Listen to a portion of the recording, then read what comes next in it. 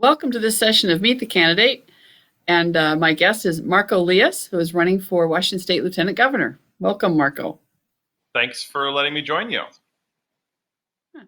This is the Get Acquainted conversation. And just starting with, tell us about where you grew up and you went to elementary school. Yeah, I'm a lifelong Washingtonian. I was born in Edmonds, Washington, and grew up in Snohomish County. I went to Fairmont Elementary, and actually today I still represent the neighborhoods I grew up in the state senate. So despite going back east for college, I came home as quick as I could, and really proud resident of Snohomish County for basically my whole life. Okay, well, where did you go to college? I went to Georgetown University in Washington, D.C. I was the first in my family to go to college, so I decided to go big and had a great education there, studied international politics. And of course, if you care about political science, living in Washington, D.C. was a really special experience. But it was too hot and too muggy, and I was excited to get back home to the Northwest. Well, besides the weather, I often ask folks to tell us about travel or experiences outside of education that have influenced them, and surely that must have had some interesting anecdotes of things that have influenced your life. It definitely did. My parents are both working class folks. Dad's a carpenter, mom was a school lunch lady when I left to college. So I actually moved myself across the country, and so I had never lived anywhere else but at home. And so there I showed up with a bunch of suitcases, and some stuff was coming in the mail, but it was definitely kind of like the scene from a movie, wide-eyed, seeing this brand new world. But it definitely helped me grow up quick and be self-sufficient. And like I said, convinced me that I was ready to come back home as soon as my education was over. That's quite a leap of faith that you took to take yourself off so far for school. You majored in international politics. Is there some international travel that's also given you some insights that you've brought home with you? Well, my parents are both immigrants from Finland. And so my dad's parents, my grandparents, and all my aunts and uncles and cousins lived in Finland, still live there. And so I've had a lot of opportunities to do family trips to go visit them.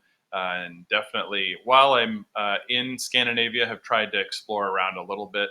We were chatting before we started about the Baltic countries and have had a chance to visit there as well. And certainly, those countries that lived in the shadow or under the grips of the Soviet Union, you can just see the impacts it's had even to this day. And Finland was remained free after the war, but was really caught in the shadow right next door to the Soviet Union. And today, as we see what's happening in Putin's Russia, it's very impactful of those places. It makes me appreciate our democracy and our freedom. And our opportunity to live kind of without that fear of a big neighbor that is constantly threatening us. So that is definitely something I cherish very much about living here, particularly in Washington. Our neighbors in Canada are great. So it's a much different experience than other people have in other parts of the world. It's always nice to have good neighbors. So another thing that always shapes our views of the world is our first jobs. What kind of a first job did you have in Snohomish County there?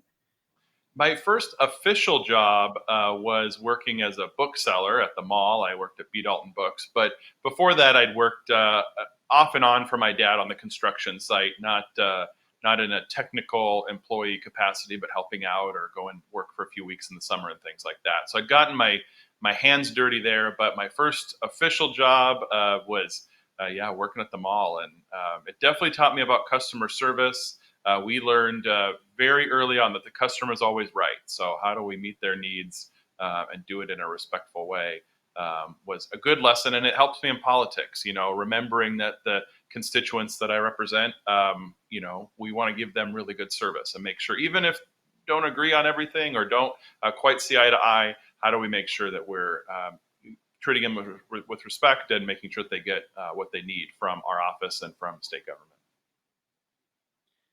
So what did lead you to volunteer to run for elected office for the first time? What was the draw? Yeah, I moved back from college and got involved in the Chamber of Commerce. We had started a small family-owned construction company, so I was active in the chamber. And I remember being in one of those committee meetings, board meetings, and saying, the city isn't really connected to us, and we really should have kind of more representation there. And somebody from the chamber should be on the city council to help create that link. And the other folks, as usually happens in conversations like that, said, we agree. And then they all looked at me and said, and we think you should do it. And so that led me to run for the Mukilteo City Council, which is where I started my public service. But always rooted in kind of that, how do we solve problems and stay connected to the community that we're trying to serve. Well, that's a good lead into that last question. Your minute or two wrap up on answering the question, why should people vote for Marko Liias for Washington State Lieutenant Governor? Well, I'm a lifelong Washingtonian, a state senator, and a college professor today. And I'm running for lieutenant governor because I think in this moment of profound change and the crises that we face in this moment, we really need leaders who have a proven record of working with everybody on both sides of the aisle to get things done. And we need big transformational changes right now in our state.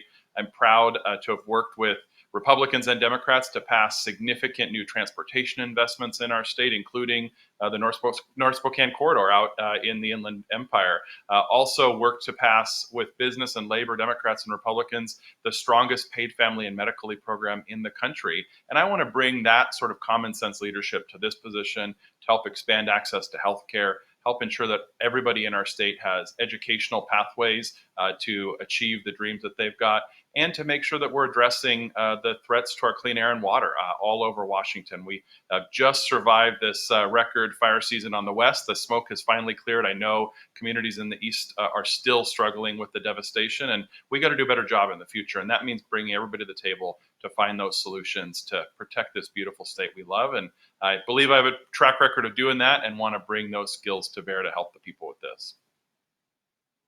Okay, well, thank you for joining us today, Marko, and good luck with your campaign. My pleasure. Thanks for having me. 90 million Christians are eligible to vote. 40 million didn't. That's 45% of eligible Christians not voting. We can change that. We believe We Vote was designed to arm people of faith with information on candidates and how they line up with biblical and constitutional principles. It's simply WeBelieveWeVote.com. We're on a mission to rev up the 2020 election. Tell your friends, your neighbors, and especially your pastors to rev up. Be an educated voter. Arm yourself with truth based on the Word of God. 2020, rev up. Register, educate, vote. Rev up. Rev up. Rev up 2020.